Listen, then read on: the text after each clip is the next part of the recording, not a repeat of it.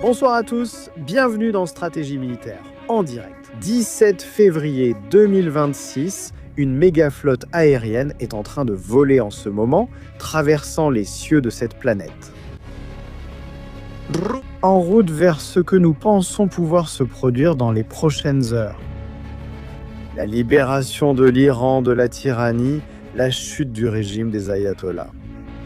Tout ce que vous verrez ce soir, c'est déjà produit et se produit actuellement. Et ici, dans Stratégie militaire, nous allons faire partie de l'histoire, nous allons faire partie de la libération de l'Iran. Famille, c'est super important que vous laissiez vos likes, vos commentaires, que vous vous abonniez à la chaîne. Et bien sûr, comme chaque nuit, comme chaque jour, comme chaque après-midi, famille, bienvenue sur Stratégie militaire. On y va à fond, c'est parti.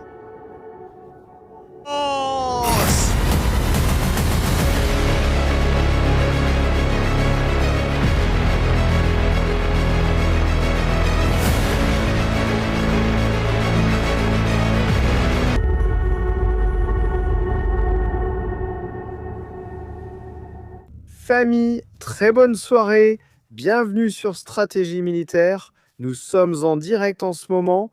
Les dernières pièces du jeu viennent d'être placées à l'instant. Pendant que nous parlons et que nous allons voir en direct en ce moment, pendant que nous parlons et que nous sommes en direct, je disais, il se passe des choses dans les cieux qui sont incroyables, incroyables. Je veux juste vous montrer 2 ou 3 choses. C'est une véritable folie ce qui se passe en ce moment, cette nuit. Sinon, je n'ouvrirai pas de direct, je vous le promets, vraiment. Je n'aime pas réveiller les gens, mais ce qui se passe en ce moment est grave, c'est important. Je dirais même plus grave qu'important. Regardons, nous y sommes, regardez ce qui se passe en ce moment. 2 avions, E-3 Sentry, 2 radars aériens, centre et poste de commandement de contrôle aérien, sont en ce moment alignés, en train de s'aligner sur le vecteur pour traverser vers le Royaume-Uni. Avec 2 avions ravitailleurs qui fournissent du carburant à une nouvelle flotte d'avions de chasse qui décolle en ce moment. Avec eux, depuis le Kansas, des avions de chasse viennent de décoller à nouveau, ainsi qu'un autre RCH 532. Un autre avion ravitailleur traverse l'Atlantique avec eux, déjà au-dessus des eaux de l'Atlantique. Les C-17, encore des C-17 et celui-ci. C'est l'avion qui ce soir peut changer le cours de l'histoire pour nous tous. Avalon 31, un clipper d'un C-40. Il transporte des personnalités importantes à l'intérieur qui vont sûrement décider de l'avenir de toute cette planète dans les prochaines heures. À côté de lui, qui semble maintenant être là, seul, il y en avait beaucoup plus il y a quelques minutes. Regardez ce qui s'est passé pendant que je préparais le direct, pendant que nous mettions en place ce que nous allons vous expliquer ce soir. Regardez ça, regardez cette conjonction qui va se produire ici. Avalon 31 se réunissait avec des avions C5. Il se réunissait aussi avec des avions Stratotanker, modèle. Et Ensemble, ils entreprenaient le voyage à travers l'Atlantique. Une escorte d'avions protégeait Avalon 31, un autre ravitailleur apparaissait juste au-dessus. C'est-à-dire, cet avion, peu importe qui se trouve à l'intérieur, a beaucoup de valeur et il est accompagné d'une véritable flotte d'avions de chasse pour le protéger. Il est transporté par un avion, un C-5, un Galaxy, l'avion cargo super lourd des États-Unis d'Amérique. Évidemment, ils ont coupé le transpondeur pour que nous ne puissions pas voir les mouvements. Mais regardez déjà, même la forme et le vol sont urgents. Depuis Minneapolis, un autre C-17 traverse l'Atlantique, passant près du Groenland, et maintenant il va descendre vers une autre direction. C'est à cela que je faisais référence, ces ravitailleurs qui ont décollé et qui vont se rejoindre. Avec les AWACS qui venaient d'Alaska. Les États-Unis ont déplacé des avions d'alerte avancés de contrôle et de commandement aérien des opérations depuis l'Alaska. Observez sa situation actuelle et soyez attentifs car nous allons découvrir ce qui s'est passé en Méditerranée. Au même moment où les I-3 Sentry décollaient de l'Alaska, vous allez voir ce qui s'est passé. Je prédis que demain il y a une réunion ou demain il y a quelque chose. La base aérienne des B2 a été fermée. Exactement la même chose s'est produite avant la guerre des 12 jours. Cette base a de nouveau été fermée. Quand il y aura des négociations et tout le reste demain, je ferai très attention, une attention toute particulière à la base 2. Au dernier week-end du mois, en fait, on pourrait penser que le porte-avions serait en position de combat.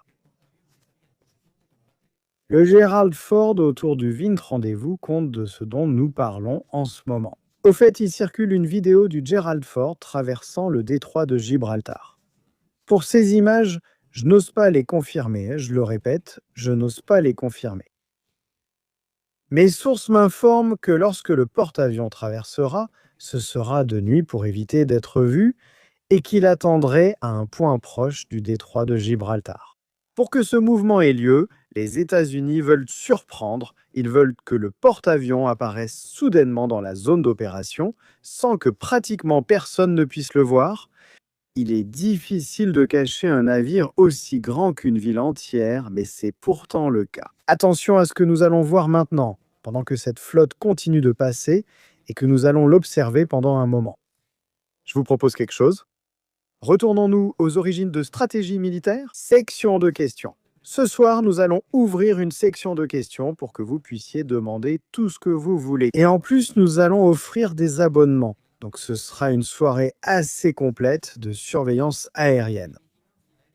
Nous allons rester vigilants, nous allons être attentifs à ce qui se passe en ce moment dans le ciel. Préparez-vous car cette nuit promet, faites attention. Ici, ce qui est en train de se former, c'est hallucinant, c'est une hallucination d'avion. Regardez. Ici, regarde le code de vol de Naili 02 et celui-ci. Mais en plus, j'ai en exclusivité pour vous, attention à ça. L'enregistrement de la tour de contrôle, depuis la Grèce vers un avion qui a été déplacé depuis le Qatar et qui est essentiel pour lancer l'attaque depuis la Méditerranée. Alors préparez-vous pour ce qui arrive. On va commencer la famille, on va donner de la couleur à tout ça, on va y aller. Notre intrigue, comme toujours, celle qu'on aime.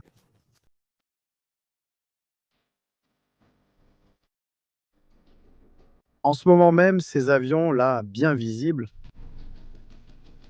qui sont passés il y a un moment. 16 février 2026 minuit.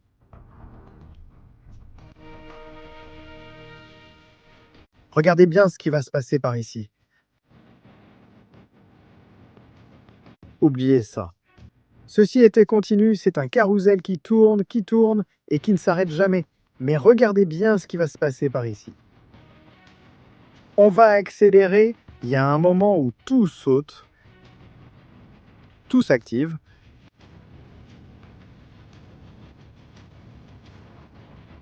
Regardons bien. Nous avons passé les heures, 4 heures du matin. 5 heures du matin, le C5 arrivait, Royaume-Uni. Il poursuivait son vol à 6 heures du matin, non. Préparez-vous, 8 heures du matin. Le premier ravitailleur passait. D'autres décollaient, tous venaient des États-Unis. Et maintenant, nous ralentissons, nous analysons. Depuis la base aérienne de Ramstein, en Allemagne, des avions décollaient pour rejoindre ces ravitailleurs. Regardez ce qui va se passer maintenant. Regardez la liste des ravitailleurs qui arrivent par ici. 1, 2, 3, 3.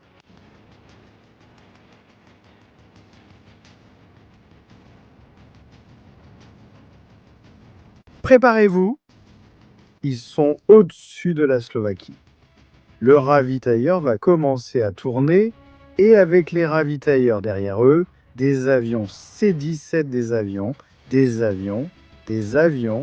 Regardez bien. Ici, nous avons 1, 2, 3, 4 ravitailleurs transportant des avions de chasse. Merci d'avoir regardé la vidéo. On va accélérer un peu.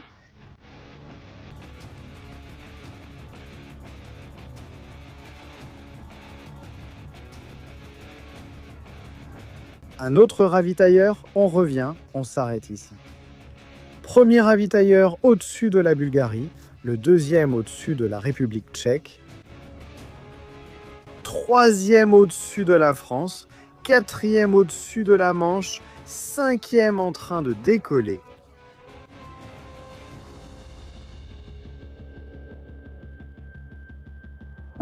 Quatrième en train de décoller. Regardez ça, regardez ce qui va se passer dans cette zone de la Grèce. Le premier ravitailleur arrive à la base de Soudabé. On s'arrête là.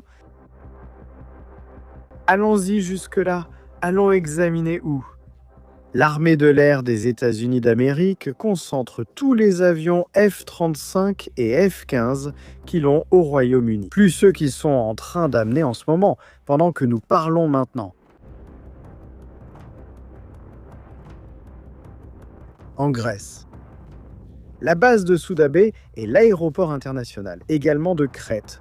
Celui que nous voyons ici n'est pas le seul, ils ont d'autres aéroports, mais celui-ci est maintenant devenu à usage militaire. Regardez. Nous pouvons voir des hangars, des zones pour stocker les F-35 de la logistique, une grande capacité de stockage et, le plus important, 3 pistes pouvant être utilisées en cas de besoin.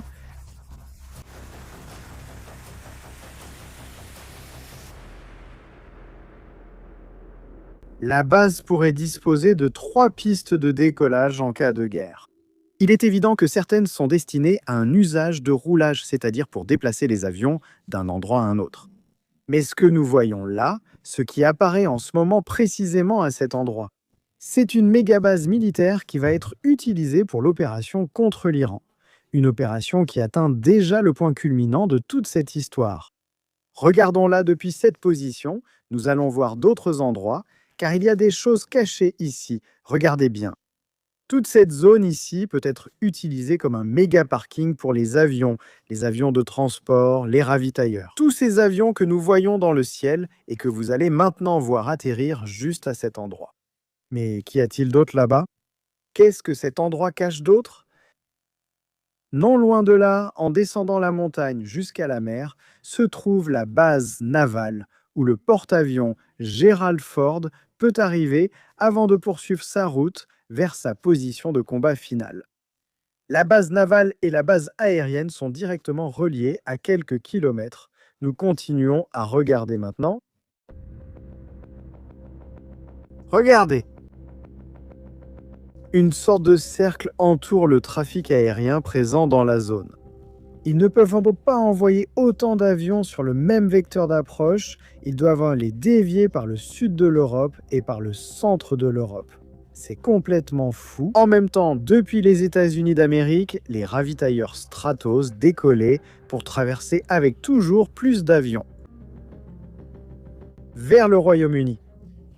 Regardez maintenant ce qui va se passer. On centre l'image, on descend et on voit le premier ravitailleur Stratos qui atterrit là, en Crète. Voici le deuxième ravitailleur Stratos qui s'approche presque en même temps qu'un autre venant de l'ouest. Le deuxième qui arrive là. Nous en avons déjà 2, 3. Un autre qui va aussi atterrir par là. Celui-ci tourne ici.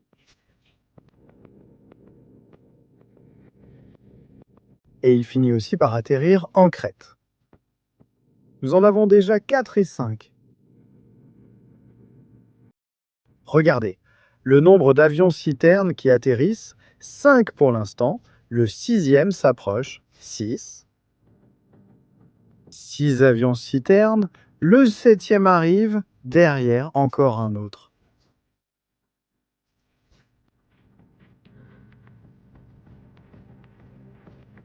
Et encore un autre.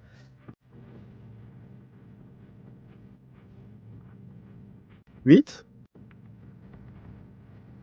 Le 3e. Nous en avons un autre. Celui-ci que nous voyons, tu vas aussi par là. C'est impressionnant. Nous parlons d'environ 9 avions et à ce moment-là, le P-8 basé en Sicile décollait. Il apparaissait dans ces zones. En voyant le spectacle que je venais de voir passer des avions de chasse les uns après les autres au-dessus de leur tête. Ça a dû être de la folie, mais maintenant, regardez, il y a encore un autre mouvement. Le stratotanker, dès qu'il a déposé l'équipage et changé d'équipage, repartait immédiatement en direction du Royaume-Uni. Il ne restait plus qu'à attendre le dernier, mais regardez ce qui se passait en Espagne. Depuis la base aérienne de Rota, des avions Hercule décollèrent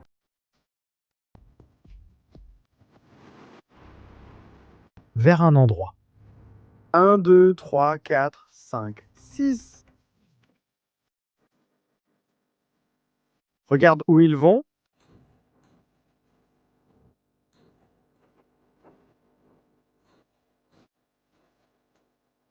La base aérienne de Ramstein.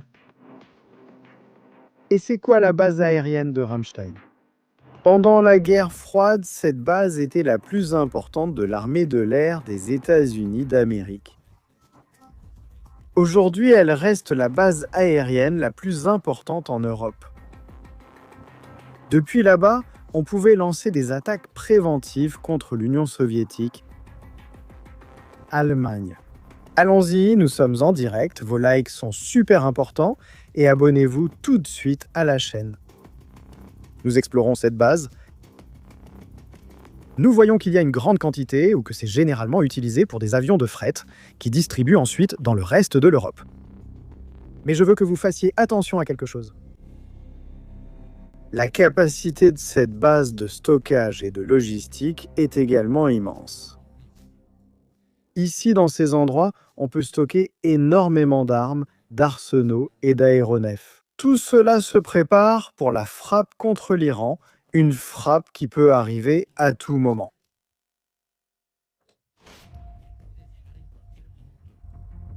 La base de Ramstein. Qu'est-ce que transporter ces C-130? Que pouvaient-ils transporter? Du personnel, de l'équipage? Ça doit être lié, non? Quoi avec l'attaque? Sans aucun doute, il doit y avoir une relation directe et étroite. Mais bon, quelle était la situation en Grèce qu'ils n'ont pas pu envoyer tous ces gens directement là-bas parce qu'il n'y a pas de place? Regardez comment ils atterrissent. Le premier arrive, le deuxième arrive par là. Là, c'est le troisième. Quoi? Le quatrième qui décollait? Et les ravitailleurs en même temps commençaient à partir de Souda Bay et reviennent à nouveau vers le Royaume-Uni. Certains jusqu'à Ramstein. Regardez, l'image est frappante. Les États-Unis ont déplacé une véritable flotte d'attaque en Grèce. Regardez, les stratotankers par-ci par-là. Mon Dieu. Mais il y a quelque chose d'encore plus inquiétant, où je vous l'ai dit, il y a quelque chose d'encore plus important. Au même moment où ces pétroliers revenaient, les AWACS décollaient. Mais il y a un avion qui est allé du Qatar jusqu'en Grèce en silence. Personne ne l'a vu, mais nous l'avons entendu.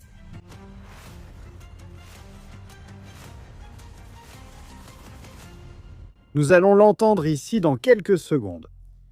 En stratégie militaire, famille en exclusivité. Moi, ces choses me fascinent. Dernière nouvelle, en ce moment, information de dernière minute. Et là, mon Dieu.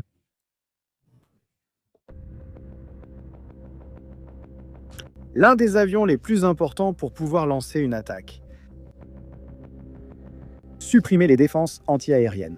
Et comme le dit Donald Trump, rien ne fonctionnait au Venezuela la nuit de l'attaque, ni les radars chinois, ni les Russes, ni leurs missiles, rien ne fonctionnait. Il a voyagé du Qatar jusqu'en Grèce.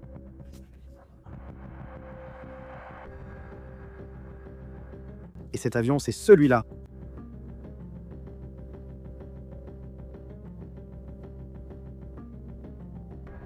C'est le Boeing RC-135. Certains le connaissent sous le nom de bec de canard. Nous vous montrons une photo pour que vous puissiez le voir.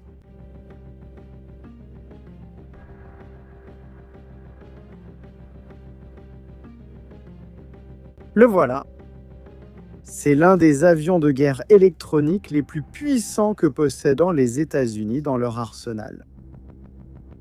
Ils l'ont retiré du Qatar et l'ont emmené en Méditerranée.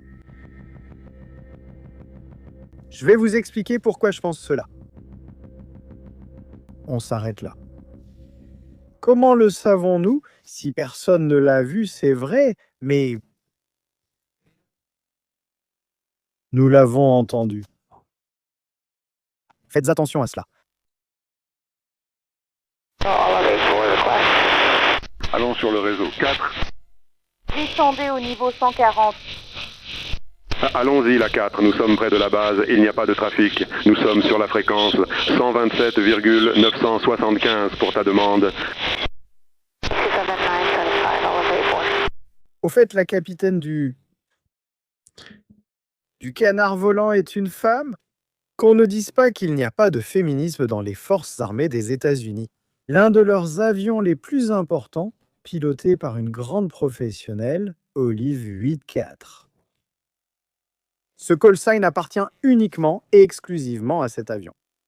Cet avion était en communication avec la tour de contrôle d'Athènes, demandant la direction d'approche, et Athènes lui répondait « Ciel dégagé, pas de trafic ».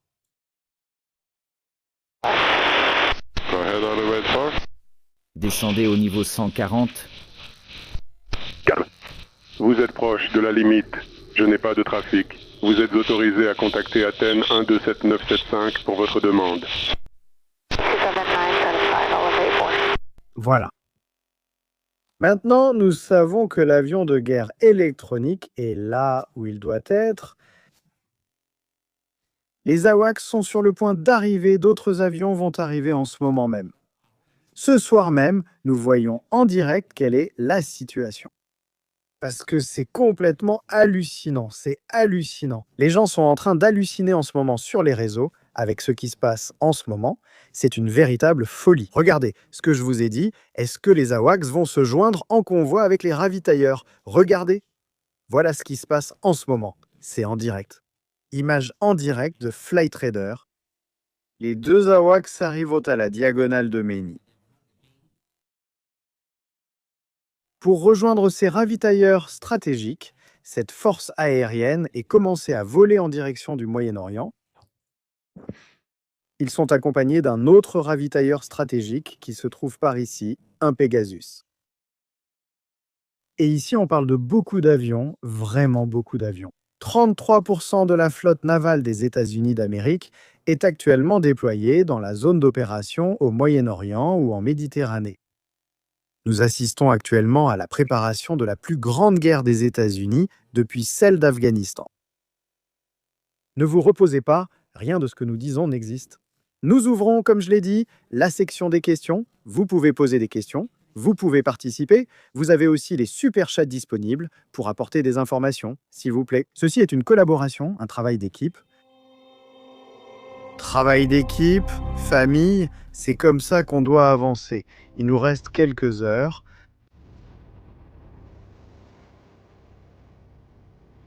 Nous ouvrons la séance de questions. En ce moment,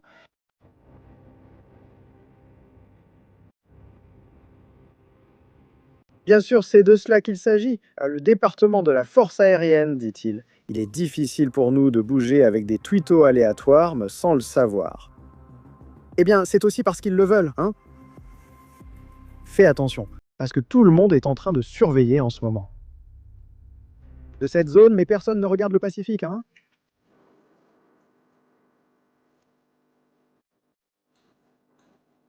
Un P-8 Poséidon est en patrouille. Un autre P-8. Il se dirige vers Taïwan.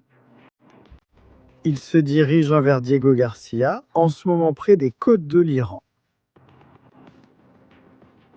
Regardez, qui est là? Le MQ-4 Triton, le chasseur des mers.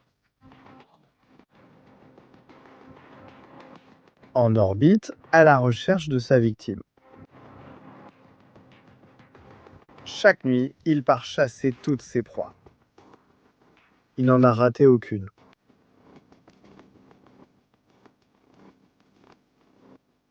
On va halluciner de ce qui arrive.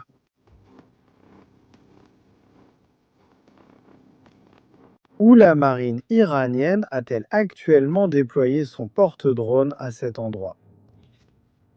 On va s'y rendre? Voilà, il est là, à la sortie du port de Bandar Abbas.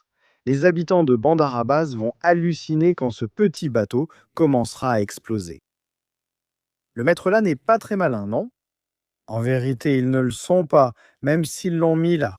Entre l'île de Kench, celle qu'on voit ici, et Bandar Abbas, où il y aura une certaine protection anti-aérienne. Le navire en lui-même n'a pas de protection anti-aérienne. Ils supposent que s'ils placent ce navire-là, entre la protection de Bandar Abbas et cette île, cela pourra réduire le risque qu'il soit coulé. Tu penses vraiment qu'ils vont le couler, qu'ils vont vraiment le couler? Ça va être un vrai festin, aussi simple que ça? Passons à la section des questions. Famille.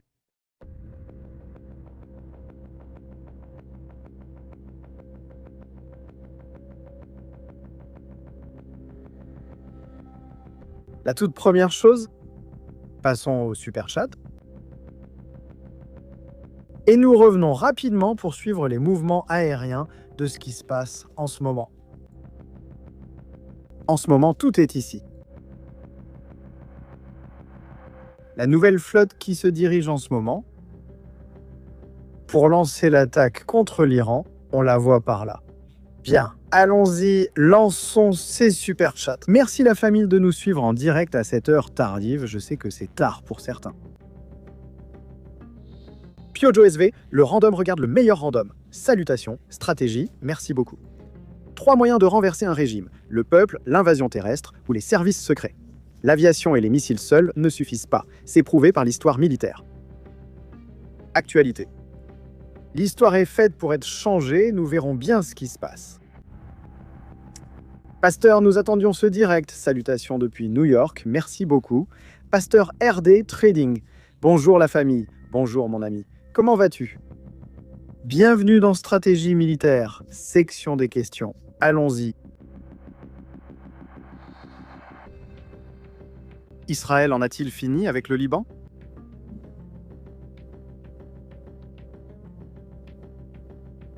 Une deuxième famille?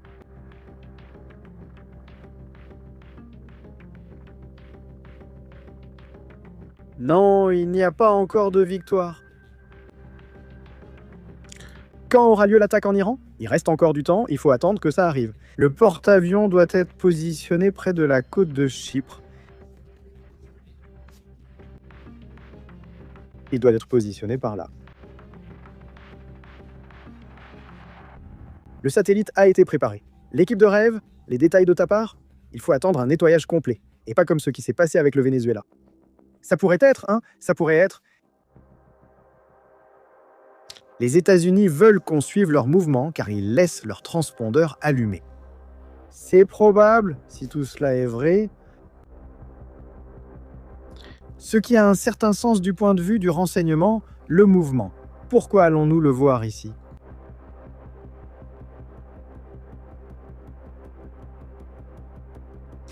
Ceci est son avis, C'est mon opinion.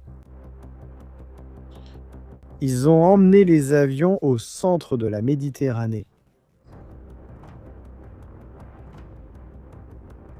L'Iran ignore désormais où il se trouve. Depuis le centre de la Méditerranée, tu peux voyager par le nord de la Syrie à 2000 km. Tu peux entrer par le nord. Tu peux entrer par le centre. Tu peux entrer par le sud. Les États-Unis disposent actuellement d'options illimitées. En revanche, Si tout ce personnel est déplacé à Chypre, d'abord, la base aérienne de la Royal Air Force à Chypre n'est pas suffisante pour accueillir tous ces appareils. L'espace est limité. Regardez, comme vous le voyez, un seul avion prend déjà beaucoup de place sur ce parking. Ici, vous ne pourriez mettre que 4 gros avions. La base de Chypre n'est pas assez grande. Vous pouvez avoir une force aérienne de combat dans ces zones, ici, en retirant évidemment les avions de transport. Vous pouvez aussi les avoir dans cette zone. En fait, ces hangars sont faits pour les Typhoon anglais, les Typhoon. Mais tu n'as pas assez de capacité et en plus tu as 2 pistes. Elles vont être utilisées. Bien sûr que ça va être utilisé, mais il n'y a pas assez de place ni de capacité pour répondre aux besoins opérationnels dont les États-Unis d'Amérique ont besoin en ce moment.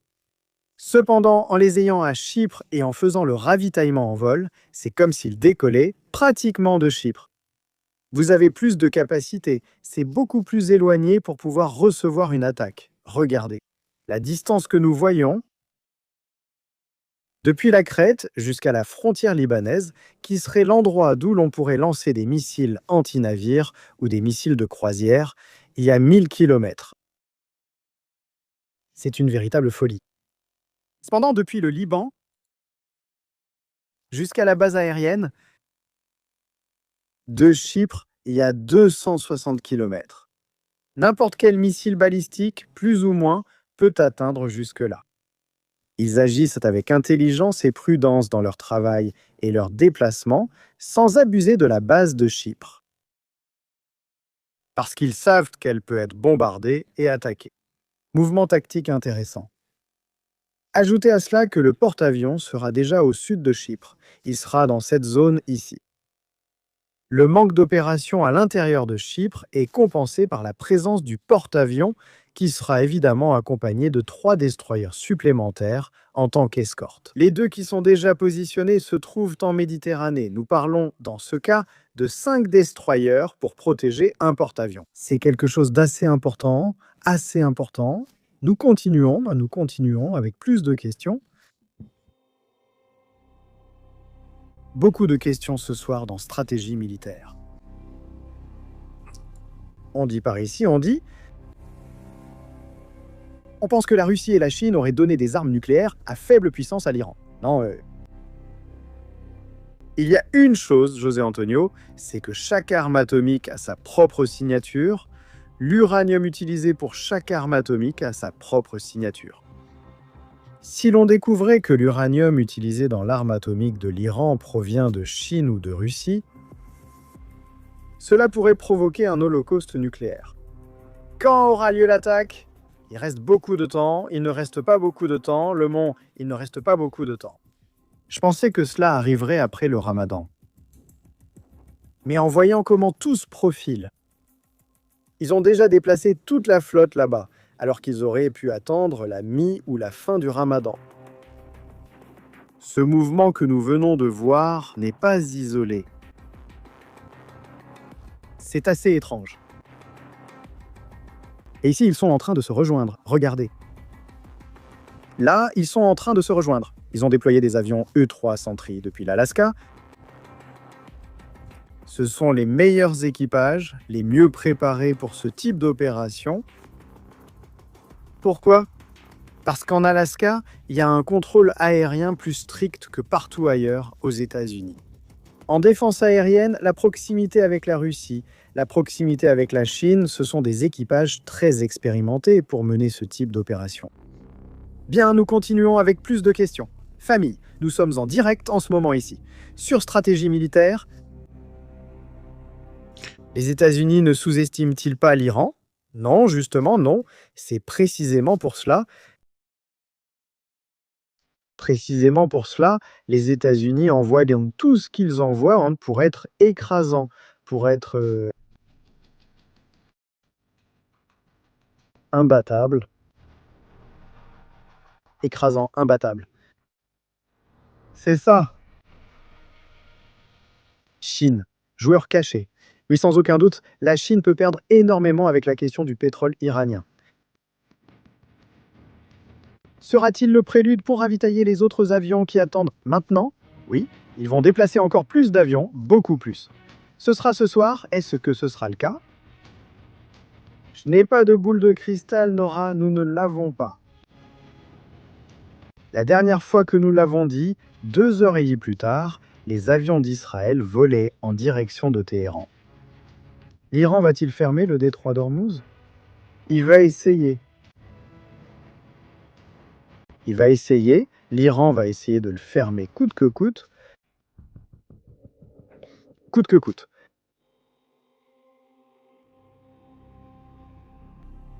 Pour cela, il va utiliser des missiles balistiques, des drones, des vedettes rapides, des missiles anti-navires. Il va essayer de mettre le feu au golfe Persique. Mais il est probable que ça ne marche pas pour lui. Il est possible que son plan échoue. Non. Tout cet enfer va bientôt être révélé. Satellites, radars, tout le monde regarde. Pourquoi se montrer si on attaque? Pour moi, ça pourrait être une ruse, Hector, mais est-ce que ça a du sens? Déployer les unités là-bas? C'est aussi une façon de montrer à l'Iran. Regarde, tout ce que nous déplaçons, vous n'avez aucune chance. Rendez-vous. Ils l'ont fait avec les États-Unis et le Venezuela a montré toutes ses cartes. Nous avons ces destroyers, ces navires, nous patrouillons ici, des avions F-18 faisant des patrouilles en haut et en bas, C'est le même scénario d'une histoire que nous connaissons déjà. La fin n'inquiète pas les États-Unis, ce n'est pas un ennemi comme la Chine, ce n'est pas un ennemi comme la Russie. Techniquement, il est bien plus avancé et n'a pas à se cacher totalement. Oui, il va le faire pour le premier coup, je continue d'insister, le premier coup de cette histoire va surprendre l'Iran. Pris au dépourvu, musique, vraiment pris au dépourvu. Je ne sais pas s'ils vont entrer par la mer Caspienne, je ne sais pas, moi s'ils vont entrer par l'Afghanistan même, je ne sais pas. Mais tant que l'Iran garde tous ses radars tournés vers l'ouest, tout l'est du pays reste sans protection. Et ça va être un problème, ça va être un vrai problème. Là, on les voit, regardez.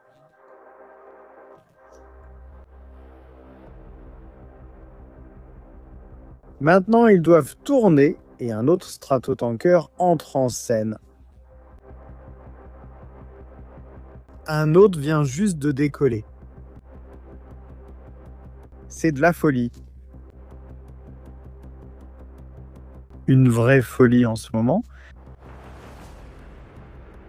Le nombre d'avions qui traversent en ce moment, c'est incroyable. Tremendo.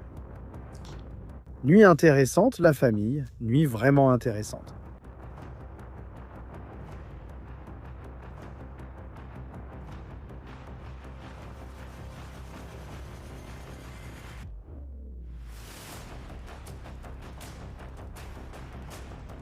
Commente. À propos du prix du pétrole, allons voir.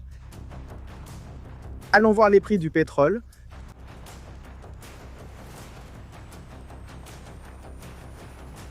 Allons le voir.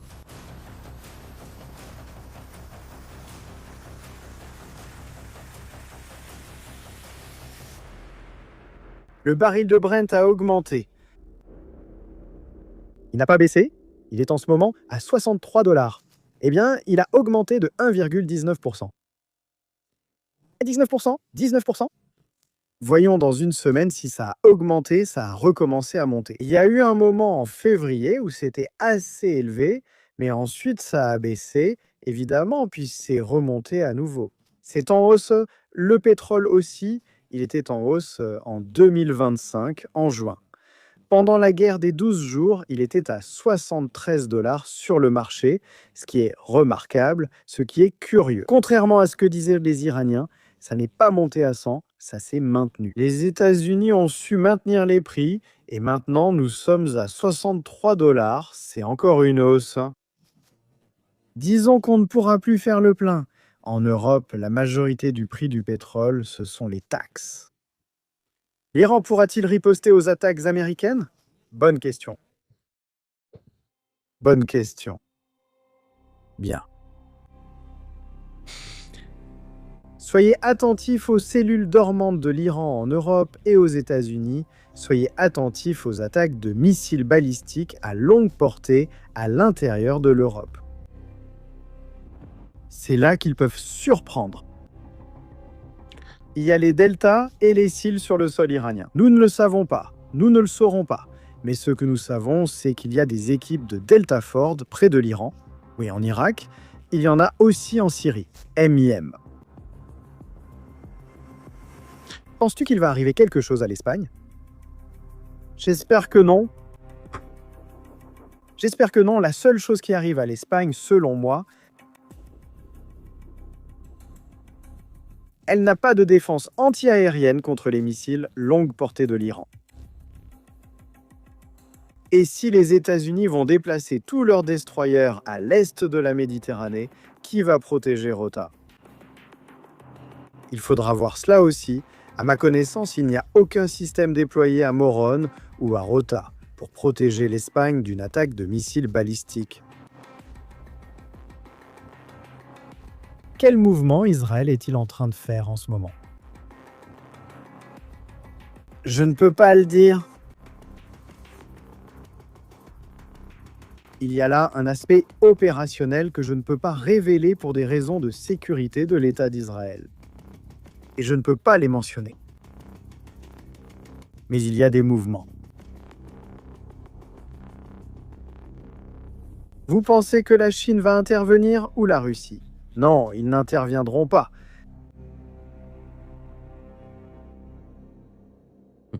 Dit Diego.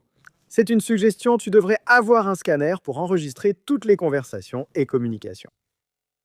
Nous pourrions, mais nous n'en sommes pas encore au bunker de zéro, même si nous allons essayer de le faire. Il y a un bon travail. Il y a énormément de gens qui font un excellent travail en ce moment pour informer sur les événements. Très bon sur Twitter. Avec ce genre d'enregistrement, Dunker aura les F-35 et tout le reste. S'ils ont été mobilisés depuis quelques jours, les calculs se font rapidement, mais ça, c'est seulement pour aujourd'hui, si on continue à additionner ce qui s'est passé les jours précédents. Ajoute 6 avions pour chaque avion et commence à faire le calcul. 6 avions de combat pour chaque avion de type Dunker. Il faut continuer à additionner. Tout ce qui vient derrière, POTUS va-t-il éliminer l'ayatollah et ses alliés? Je pense que POTUS l'a dit clairement. Si j'étais à la place de l'ayatollah, je ne dormirais pas au même endroit. Combien de temps penses-tu que l'opération va prendre? C'est une question assez complexe. Libertaire. Ça n'est pas abattre Pachon. Au Venezuela, hein? Sur certains sujets, voyons, il faut différencier une chose, la phase de suppression des défenses anti-aériennes.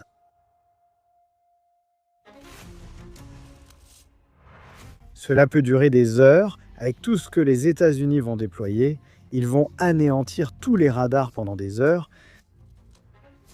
Il n'y aura plus de défense anti-aérienne. Israël l'a déjà fait seul en une journée. Merci d'avoir regardé la vidéo. Le sujet des attaques, là on passe déjà à un autre niveau. Il faut continuer à sélectionner des cibles, d'abord les lanceurs de missiles, les silos de missiles, puis ensuite attaquer les casernes et les objectifs en même temps. Priorité, le sujet des lanceurs de missiles, garantir que le détroit d'Ormuz reste ouvert et qu'Israël est en sécurité. Je ne pense pas qu'il sera fermé, je ne le crois pas. Mais nous verrons un avertissement. Je pense à la fin du mois, début mars, nous serons à l'heure 0.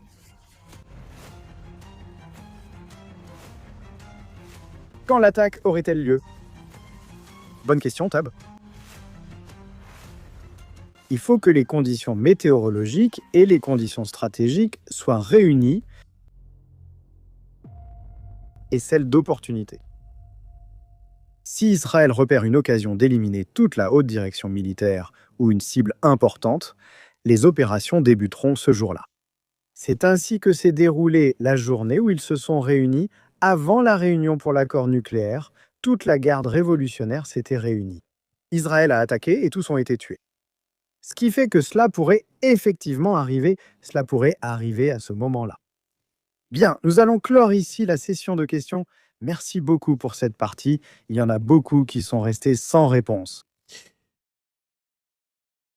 Dernière question que je viens de voir. Penses-tu que l'ayatollah lancerait des bombes contre son peuple? Il a déjà massacré plus de 60 000 personnes en une semaine. Ce sont ses propres citoyens. L'ayatollah va-t-il lancer une bombe nucléaire sur l'Iran? Ils sont fous. Ils sont vraiment fous. La question d'attaquer pendant le ramadan? Les pays sunnites s'en moqueront parce qu'ils sont chiites. Et les sunnites ne reconnaissent pas les chiites comme musulmans. Et les chiites ne reconnaissent pas les sunnites. Oui, je comprends que cela pourrait peut-être poser un problème logistique pour certains pays comme la Jordanie, l'Arabie Saoudite et le Qatar. Mais en fait, la plupart ou la grande majorité des opérations seront menées par les États-Unis, avec leurs propres moyens, Passons maintenant au super chat. Merci beaucoup, la famille, pour ces excellentes questions que vous avez posées ce soir. Daniel, modérateur, salutations. Pensez à surveiller le Pacifique au début des 12 jours, ils ne referont sûrement pas l'erreur de laisser le Sud intact. Quel est le rôle du Mossad en Iran aujourd'hui? Identification de cibles, renseignement, suivi d'objectifs, attaque contre des installations depuis le sol, sabotage, communication, interception de communication, reconnaissance. Il existe une photographie de 2 agents du Mossad juste sur la montagne, au-dessus du bunker où se réunissait la garde révolutionnaire.